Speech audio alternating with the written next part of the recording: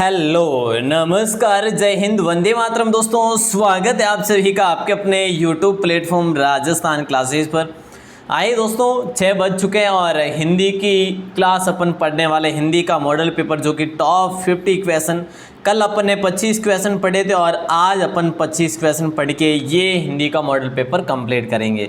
दोस्तों अब आपके लिए डेली शाम के टाइम 6 बजे जो है क्लास होगी, डेली शाम के टाइम 6 बजे। तो ज़रूर है जो जुड़ने का प्रयास करें। अगर आप एसआई की तैयारी कर रहे हैं या फिर आप पीटीईटी की तैयारी कर रहे हैं या फिर आप पटवार की कर रहे हैं या फिर बीएसटीसी की कर रहे हैं, तो भाई साहब बहुत ही इंपॉर्टेंट क्लास ये फिलहाल हो रही है। तो आइए दोस्तों हर टॉपिक से 2-2 प्रश्न होने वाले हैं हिंदी मॉडल पेपर, जो कि आपके लिए वेरी इंपॉर्टेंट। और आज अपना स्कोर ज़रूर शेयर करें ना, जैसे कि कल अपने यहाँ तक ये पढ़ लिया था और ये क्वेश्चन था आपका कल का, है ना। कल मैंने जो लास्ट में जो क्वेश्चन दिया था आपके लिए ये था, बड़े बोल का सिर नीचा। क्या हो जाएगा राइट आंसर? बड़े बोल का सिर नीचा। इस कहावत का सही अर्थ जो है ना प्यारे साथियों, बड़े बोल वाला नीचा रहता, ये नहीं होगा।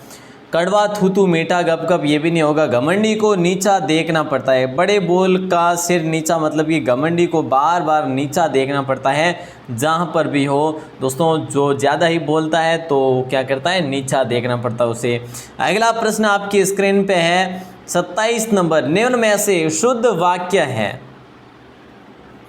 इनमें से शुद्ध वाक्य कौन सा है? देखिए दोस्तों क्वेश्चन बड़ा अच्छा है। ये पंक्तियाँ वीर रस से हैं। तेरा बहिन गिर गया, बिहारी भाषा। सत्यवान की पत्नी सावित्री एक पतिव्रता नारी थी, मैं रास्ते में गुजर रहा था। देखिए यहाँ पर शुद्ध वाक्य आपसे पूछा जा रहा है। ये पंक्तियाँ वीर रस से है, नहीं ऐसा नहीं होगा। ये पंक्तियाँ वीर रस से ली गई है, ऐसे होगा ये, ठीक है ना। तेरा बहिन गिर गया मतलब तेरी बहिन गिर गई, ऐसे तो आप लिख सकते हो, लेकिन तेरा बहिन ये पुल्लिंग स्त्रीलिंग में डिफरेंट है। चलो, सत्यवान की पत्नी सावित्री एक पतिव्रता नारी थी, ये आपका सही उत्तर है, ठीक है। शुद्ध वाक्य है। मैं रास्ते में गुजर रहा था, मैं रास्ते से गुजर रहा था। क्या हो जाएगा यहाँ पर? से हो जाएगा। तो प्यारे साथियों अपना फिलहाल सी ऑप्शन हो जाएगा लॉक। जो भी भाई बहन सी ऑप्शन बता रहे हैं बहुत बढ़िया। शुद्ध वाक्य कौन सा? इनमें से शुद्ध वाक्य, दोस्तों ये वाक्य एक ही है लेकिन इनमें से शुद्ध आपको बताना है। साहित्य और जीवन का घोर संबंध है, साहित्य और जीवन का भिन्न संबंध है, जीवन और साहित्य एक अटूट संबंध है, साहित्य और जीवन में भयंकर संबंध है। भाई साहब बहुत ही अच्छा क्वेश्चन है। शुद्ध शब्द क्या वाक्य की बात हो रही है, तो साहित्य और जीवन का अभिन्न अंग है, अभिन्न संबंध है। राइट आंसर अपना हो जाएगा बी ऑप्शन को लॉक करेंगे, ठीक है। ये आपका शुद्ध वाक्य है, ध्यान रखियो। और नेक्स्ट क्वेश्चन ये लीजिएगा। नेक्स्ट क्वेश्चन 29 नंबर है कि बाबूजी ने छात्रों के लिए घंटी बजाई, इनमें से किस कार्य का लोप हो रहा है? इसमें कौन सा कारक जो है इसमें आ रहा है? दोस्तों बाबूजी ने क्या किया? घंटी बजाई। किसके लिए? छात्रों के लिए, ठीक है। तो अपादान ने, दोस्तों देखिएगा अपादान, संप्रदान, करण या फिर कर्म। तो क्या आप सभी जानते हैं के लिए क्या हो रहा है? बाबूजी ने छात्रों के लिए, किसके लिए? छात्रों के लिए। यहाँ पर के लिए का लोप हो रहा है तो भैया संप्रदान। संप्रदान में क्या आता है? जिसके लिए कोई क्रिया की जाती है, जिसके लिए कोई क्रिया की जाती है वो संप्रदान कहलाता है। बी ऑप्शन को लॉक करेंगे। प्यारे साथियों अच्छा क्वेश्चन था। निम्नलिखित में से अकर्मक क्रिया कौन सी है ये बता दीजिएगा। राइट आंसर क्या हो जाएगा? निम्नलिखित में से अकर्मक जो क्रिया है, श्याम भात खाता है, कविता सो रही है, मैंने राधा को मिठाई खिलाई, अजनबी ने रास्ते में मेरी सहायता की। देखिए इनमें से अकर्मक क्रिया, ठीक है। तो अकर्मक क्रिया जो कि दोस्तों यहाँ पर कर्म हो रहा है स्वयं से, ठीक है। तो कविता क्या है? सो रही है, कविता सो रही है। तो देखिए श्याम भात खाता है, श्याम खाता है अगर होता तो अपन अकर्मक कर सकते हैं, लेकिन श्याम क्या कर रहा है? भात खा रहा है, तो इसमें सकर्मक हो रहा है, ठीक है। सकर्मक क्रिया हो जाएगी। मैं राधा को मिठाई खिलाई, मैंने राधा को क्या खिलाई? मिठाई, तो ये भी सकर्मक है। तो दोस्तों अकर्मक हो जाएगा कविता सो रही है, कविता नींद ले रही है, कविता भाग रही है, ये इस प्रकार से है ना। चलो साहब अगला प्रश्न है। मसान शब्द जो है ना ये कैसा शब्द है? मसान शब्द जो है तद्भव शब्द है या अपना तत्सम है या फिर देशज है या फिर अपना विदेशी है? दोस्तों मसान जो शब्द है ना ये तद्भव शब्द है। मसान कैसा शब्द है? ये तद्भव शब्द है, ध्यान दीजिएगा, अच्छा क्वेश्चन है, लॉक कीजिएगा। बहुत बढ़िया दोस्तों। नेक्स्ट क्वेश्चन है, रक्तलोचन किसका पर्यायवाची है? रक्तलोचन जो है ये किसका पर्यायवाची है? औषधि का है, कौवे का है, कपोत का है या फिर कामदेव का है? रक्तलोचन किसका पर्यायवाची है? राइट आंसर बताना है दोस्तों। रक्तलोचन जो है ना ये किसका पर्यायवाची है? तो ये कपोत का पर्यायवाची है दोस्तों। औषधि के पर्यायवाची की बात की जाए तो दवाई वगैरह जो होती है औषधि की क्या है? पर्यायवाची है दोस्तों। कामदेव की बात करें, कामदेव के पर्यायवाची में मदन आता है, काम आता है प्यारे साथियों, कंदर्प भी आता है और कंदर्प है, ठीक है, कंदर्प, ठीक है, और एक और मनोज भी आता है दोस्तों, मनसिज भी आता है, मनसिज, ठीक है। तो ये किस में आते हैं? ये कामदेव में आते हैं प्यारे साथियों। रक्तलोचन जो है कपोत का पर्यायवाची है। कौन से क्रमांक में सभी शब्द जो है ना तत्सम है? देखिए दोस्तों, किस क्रमांक में सभी शब्द जो है ना तत्सम है? नख चीर जड़ता सिर, हार दूर दल भार, पाशी दिनार चल रई, धो चल ढाल निसी दिन। इनमें से कौन से क्रमांक में सभी शब्द जो है ना तत्सम है? तो सभी शब्द जो तत्सम है ना वो हार दूर दल भार हो जाएगा, बी ऑप्शन को लॉक किया जाएगा यहाँ पे। ऐसे क्वेश्चन दोस्तों अगर एग्जाम में पूछा जाता है तो हम बड़े कन्फ्यूजन में हो जाते हैं कि कौन सा सही होगा। जो बिना मांगे मिल जाए वाक्यांश के लिए एक शब्द जो है वो कौन सा हो जाएगा? Right answer. जो बिना मांगे मिल जाए वाक्यांश के लिए शब्द है, अपकर्ष है या अनुपम है या फिर अयाचित है या फिर अमिलन है। जो बिना मांगे मिल जाए अयाचित हो जाएगा प्यारे साथियों, राइट आंसर। अपकर्ष नीचे की ओर से लंबा या फिर दोस्तों देखिए, जैसे कि मैं आपसे बात करूं, नीचे की ओर लाना या फिर खींचना, अपकर्ष, ये एक शब्द है। इसके लिए मतलब नीचे की ओर लाना या फिर खींचना, इसके लिए एक शब्द कौन सा होगा? अपकर्ष होगा। ऐसे अनुपम की बात करें, जिसकी उपमा न की जा सके,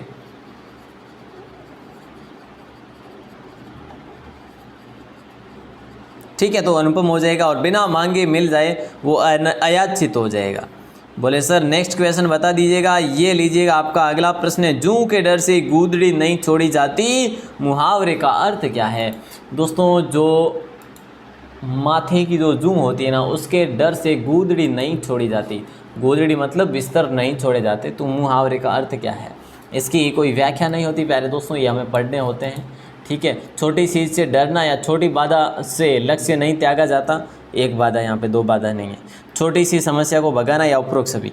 जूं के डर से गूदड़ी नहीं छोड़ी जाती, छोटी सी बाधा से लक्ष्य नहीं त्यागा जाता, राइट आंसर बी ऑप्शन हो जाएगा। बोले सर सारे बी ही है क्या? वो हमें क्या करना, वो तो हमें तो हमारे क्वेश्चन देखने हैं। नंबर 36 क्वेश्चन आपकी स्क्रीन पे, राइट आंसर क्या ही हो जाएगा? अनेकार्थक में कौन सा युग्म असत्य है? प्यारे साथियों राइट आंसर जो होगा ना वो क्या हो जाएगा? अनेकार्थक में कौन सा युग्म असत्य है? अंतर मध्य, देखिए अनेकार्थक में कौन सा युग्म असत्य है? अंतर मध्य, अंतर का मध्य, अंतर ध्यान, फर्क, रुकावट, अवसर, ये असत्य है। या अनल का जीव, पिट्ट, वायु, अग्नि, पाचन शक्ति, ये होगा। या फिर अनंत का शेष नाग, मोक्ष अपार है, आकाश असीम, या सिरा का तत्व, निष्कर्ष, रस, लाभ। तो दोस्तों यहाँ पे जो ये सिरा है ना ये असत्य है, क्योंकि तत्व, निष्कर्ष, रस, लाभ जो है ना ये तो सार के होते हैं। किसके होते हैं? सार के अनेकार्थक होते हैं सारे। ये जो 5 4 है ना, तत्व, निष्कर्ष, रस, लाभ, ये सार के अनेकार्थक हैं। और प्यारे साथियों सिरा के अनेकार्थक क्या होता है पता है? छोटी, जैसे कि अंत, जैसे कि समाप्ति, ये इसके अनेकार्थक शब्द है, ध्यान रखिए। नंबर 36 भी आपका कंप्लीट हो गया। नेक्स्ट क्वेश्चन है 37 नंबर, भंवर, समूह, षड्यंत्र किसके अनेकार्थक शब्द है? दोस्तों यहाँ पर अनेकार्थक शब्द के बारे में पूछा जा रहा है, तो राइट आंसर जल्दी से बता दीजिएगा। देखिए चक्र होगा, चौकी होगा, या फिर चाप होगा, या उपरोक्त सभी। तो चक्र हो जाएगा, राइट आंसर क्या हो जाएगा? भंवर, समूह या षड्यंत्र। और इसके साथ साथ मैं आपसे बात करूं दोस्तों, जैसे चाक हो जाता है, जैसे पहिया, जैसे कि छक्कर हो गया, घेरा हो गया, ऐसे जो है ना ये जैसे मंडल को भी आप लिख सकते हैं, तो ये इसके अनेकार्थक शब्द है। ठीक है ना, अच्छा क्वेश्चन है, लॉक कीजिएगा। नंबर 38 क्वेश्चन, निम्न शब्द युग में असत्य जो है ना वो कौन सा है? निम्न शब्द युग में असत्य जो है ना, तरुणी युवती देर का है, तरणी नाव देर का है, उभय उगना देर का है, अवन रक्षण देर का है। दोस्तों उभय का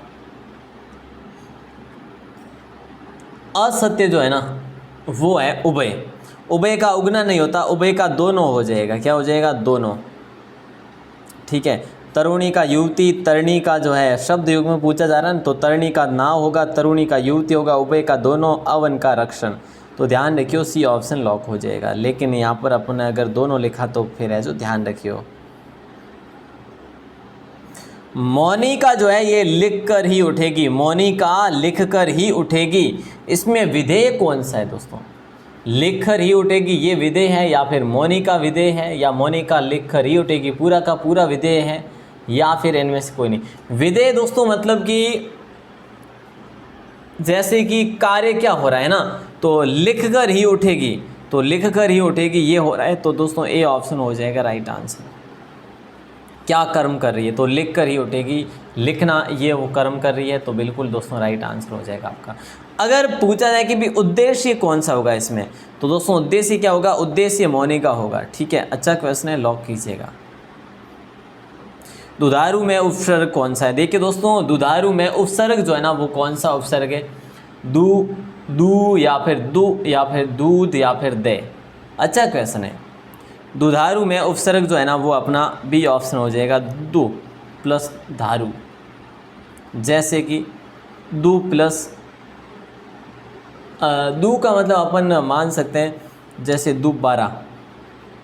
ठीक है, तो इसी प्रकार जैसे दू का मतलब दोस्तों हिंदी में अपन कह सकते हैं हीन, या फिर अपन कह सकते हैं बुरा। जैसे दुकाल है, दुशाला है, दुगुना है, दुबला है, दुमुहा है। ठीक है, चलो आगे बढ़ते हैं।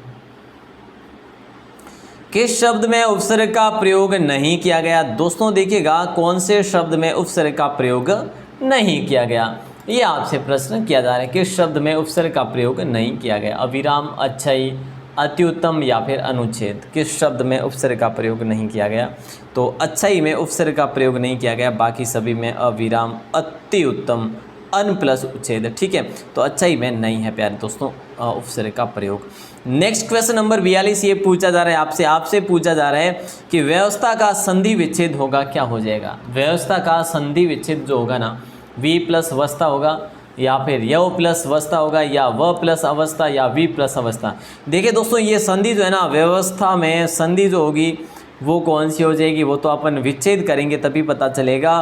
वी प्लस अवस्था मतलब कि आपकी इसमें संधि हो रही है यण संधि। कौन सी संधि हो रही है? बोले सर यण संधि हो रही है। क्वेश्चन बड़ा लाजवाब है, डी ऑप्शन को लॉक करेंगे हम सभी भाई बहन मिलके। अच्छा अगला है नंबर 43, प्रतिष्ठा में कौन सी संधि है? दोस्तों ये बता दीजिएगा, प्रतिष्ठा में कौन सी संधि है? स्वर संधि, विसर्ग संधि, या व्यंजन संधि, या फिर इनमें से कोई नहीं। प्रतिष्ठा में कौन सी संधि है, यही तो क्वेश्चन पूछा जा रहा है। राइट आंसर जो होगा वो हो जाएगा, देखिए प्रति प्लस स्था। ठीक है, तो इसमें व्यंजन संधि हो जाएगा प्यारे दोस्तों। सी ऑप्शन जो भी भाई ने बता रहे हैं उन सभी का राइट हो जाएगा। नंबर 44, बेदाग में समास कौन सा है? बेदाग में समास कौन सा है? बिना दाग के, बिना दाग के। अवयवी होगा, कर्मधारय होगा, या बहुब्री होगा, या तत्पुरुष। देखिए दोस्तों बेदाग मैंने आपको कई बार बताया होगा दोस्तों, जैसे कि हम बात करते हैं अवयवी भाव समास की, यहाँ पे राइट आंसर भी आपका यही होगा। और अवयवी भाव में दोस्तों जो शब्द आते हैं, जैसे कि पद आते हैं, मैं आपसे बात करूँ जब विग्रह करने पर, आ, हर, बे, नी और प्रति। जैसे कि बेदाग, तो बे ये देखिए लीजिएगा ये आ रहा है।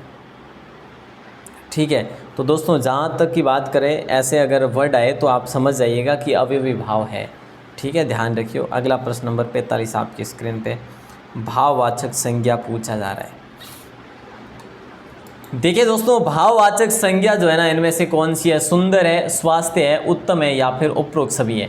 भाव किस में दिखाई दे रहा है दोस्तों? तो भाववाचक जो संज्ञा है ना, वो स्वास्थ्य हो जाएगा।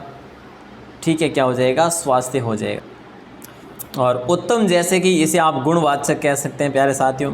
ठीक है, स्वास्थ्य अपना राइट आंसर हो जाएगा। बी ऑप्शन अच्छा क्वेश्चन था। और नंबर 46 क्वेश्चन आपकी स्क्रीन पे है, जल्दी से जवाब दे दीजिएगा।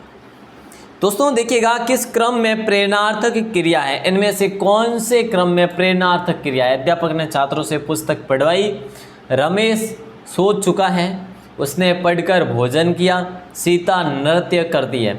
किस क्रम में प्रेरणार्थक है? मतलब जहाँ पर जिस वाक्य में उसे प्रेरणा मिल रही है, प्रेरणा का भाव उत्पन्न हो रहा है। तो अध्यापक ने छात्रों से पुस्तक पढ़वाई, तो इससे क्या हो रहा है? अध्यापक ने प्रेरणा के साथ उससे पुस्तक पढ़ाई। तो दोस्तों राइट आंसर ये ऑप्शन हो जाएगा। आसान सा क्वेश्चन है, बहुत अच्छा क्वेश्चन है ये। नंबर 47 है, पुस्तकालय में पुस्तकें हैं, कौन सा कारक है? दोस्तों ये बता दीजिएगा, राइट आंसर क्या होगा? पुस्तकालय में पुस्तकें हैं, कौन सा कारक है? संबंध कारक है या संबोधन कारक है या अधिकरण कारक है या फिर कर्ता? देखिए पुस्तकालय में, और दोस्तों मैंने आपको कई बार बताया, में और पर ये दोनों पद जो आते हैं ना, ये किस में आते हैं? ये अधिकरण में आते हैं। और अधिकरण को हम कैसे पढ़ते हैं? में पर। ठीक है, तो राइट आंसर अपना हो जाएगा सी ऑप्शन। अच्छा क्वेश्चन था, लॉक कीजिएगा और आगे बढ़ते हैं और अगले प्रश्न को देखते हैं। आइएगा नंबर 48 क्वेश्चन, अपादान के लिए सही क्रमांक कौन सा है? देखिए दोस्तों, अपादान के लिए सही क्रमांक जो है ना, वो कौन सा है? बहू सास के साथ जाती है, सास बहू से काम कराती है, बहू सास से सामान लेती है और सास बहू से बात करती है। देखिए यहाँ पे अपादान के लिए सही क्रमांक, अपादान का वैसे पद जो है वो कौन सा है? से, मतलब कि पत्ता टहनी से टूटा, मतलब कि क्या हो रहा है? अलग हो रहा है। तो ये से जो है ना, ये यहाँ पर क्या काम कर रहा है? अलग होने का काम कर रहा है, अलग करने का कार्य करता है से। और ये से किसके लिए? अपादान का है ये से। तो दोस्तों अब इसमें अलग होने का क्या हो रहा है? बहू सास के साथ जाती है, सास बहू से काम कराती है, बहू सास से सामान लेती है और सास बहू से बात करती है। तो दोस्तों बहू जो है सास से सामान लेती है, तो राइट आंसर सी ऑप्शन हो जाएगा। मतलब सामान जो है ना, वो क्या हो रहा है? अलग हो रहा है, सास से बहू तक आ रहा है। तो ये क्वेश्चन भी अच्छा था, लॉक कीजिएगा सी ऑप्शन के साथ। अब मैं आपको ले चलूँ अगला 49 क्वेश्चन, निम्न में से अशुद्ध शब्द जो है वो कौन सा है? दोस्तों जल्दी बताइएगा, निम्न में से अशुद्ध शब्द जो है ना वो कौन सा है? उम्मीद है, आशा है कि आप सभी इसका आंसर सही से बताएंगे। जी विशा जो है ना, ये बिल्कुल सही है। जी विशा ये सही है। मालकिन भी सही है, मालकिन भी सही है, अभीष्ट भी सही है। तो गलत जो है जो वो सी ऑप्शन है, वर्णिक होगा मेरे प्यारे साथियों। णी आएगा यहाँ पे, नी नहीं, जबकि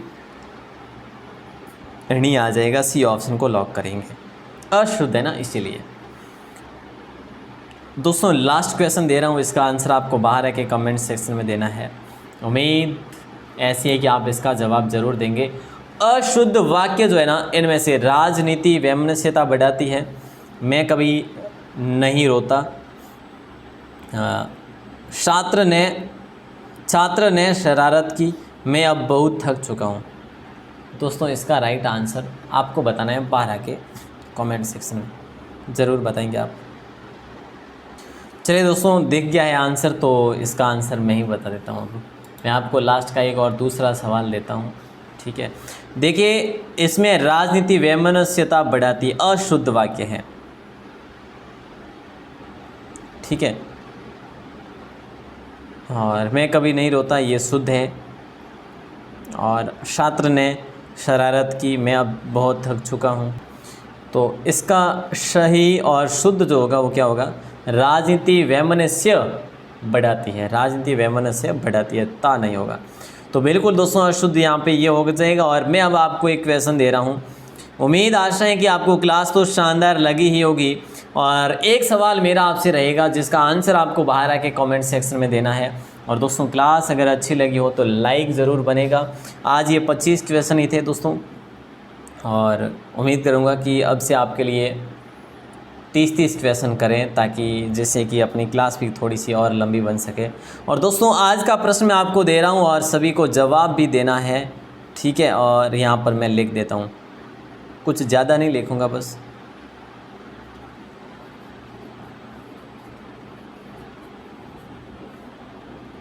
संविधान में कौन सी संधि है? और दोस्तों इसका विच्छेद क्या होगा ये भी आपको बताना है। कमेंट सेक्शन में बताना है। उम्मीद आशा है कि आप सभी ज़रूर बताएंगे अगर आपको जानकारी है तो। और इसी प्रकार दोस्तों डेली 6 बजे भी अब आपकी क्लास होगी। मैंने आपको बताया था 3-4 दिन मैं देख लूँगा कि क्लास पर आप कितना सपोर्ट दिखाते हैं, उसके अकॉर्डिंग ही है जो इस क्लास को रेगुलर किया जाएगा। और वैसे मुझे पूर्ण उम्मीद है कि आप पूरा का पूरा सहयोग करेंगे, है ना। चलिए दोस्तों, आप सभी का बहुत बहुत आभार, बहुत बहुत धन्यवाद। जय हिंद, वंदे मातरम।